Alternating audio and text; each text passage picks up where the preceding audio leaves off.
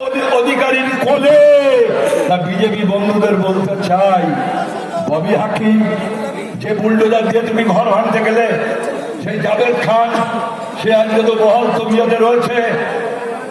বিরোধী দল মানে কি?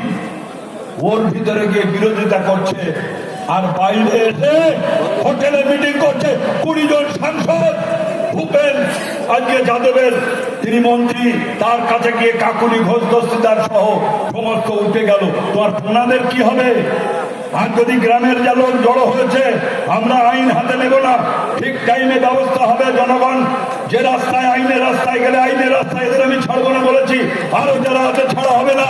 কিন্তু আপনাদের বলতে চাই যে বিজেপি আজকে 2 নম্বর ব্লকে দেখছি নানান ভাবে এই তৃণমূলের নব তৃণমূল বসিরহাটে গন্ডগোল লেগে গেছে।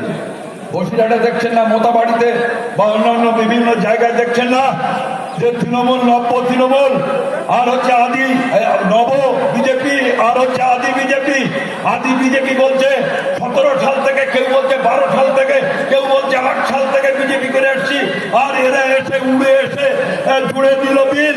এই যে যত চোর ছোট্টা আজকে চরিত্রহীন তৃণমূলের যারা ছিল তারা সব চলে গেছে। আমি দেখছি 2টো ক্যাম্প রয়েছে। 4 তারিখে ভোট গণনা হচ্ছে, একটা বিজেপির একটা তৃণমূলের।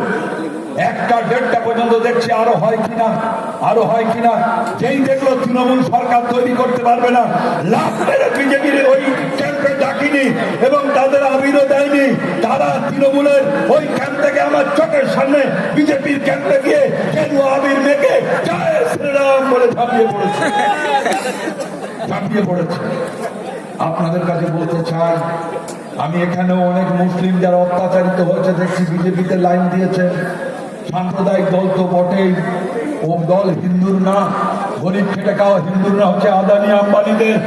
কিন্তু আমি বলতে চাই যে মুসলিম সম্প্রদায়ের মানুষ, আমি প্রশ্ন করতে চাই যারা বিজেপিতে জয়েন করলেন, একবারের জন্য আপনারা ভেবে দেখেছেন যে এই দলে 294টা আসনের একজন মুসলমান প্রার্থী দেয়নি বিজেপি? কি ঠিক না বেটে? একজন প্রার্থী দিয়েছে, দেয়নি। গোটা ভারতবর্ষে একজনও বিজেপির মুসলিম সাংসদ নেই। আর যারা বলছে হয় কোরআন ছাড়ো নয় ভারত ছাড়ো, ওই যে মাথা মোটা দিলীপ ঘোষ কি বললো?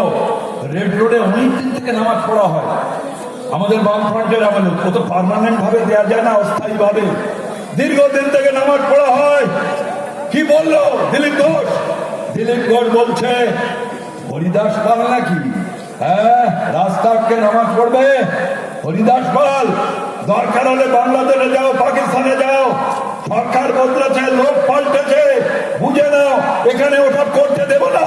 ও হ্যাঁ, হরিদাস পাল, দিলীপ ঘোষ, তোমারে বলতে চাই, ওরা মুসলমানদের বাপের সম্পত্তি। আপনারা কেউ জানেন কিনা আমি জানি না।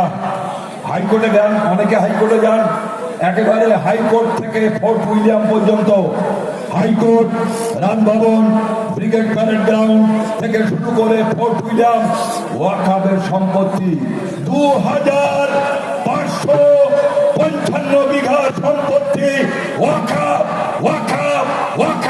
আর ওই সম্পত্তি লুট করতে চায় নরেন্দ্র মোদী। দিলীপ ঘোষের জানা দরকার। বিজেপি বন্ধু যদি আমার কেউ বক্তব্য শুনে থাকেন, জেনে নিন, হ্যাঁ, হরিদাস পালেদেরই জমি। আজকে সেখানে নামাজ পড়তে দেওয়া যাবে না, অথচ যোগার নাম করে দিলীপ ঘোষ একেবারে হাঁটু কেড়ে জিপ বার করে দেখেছে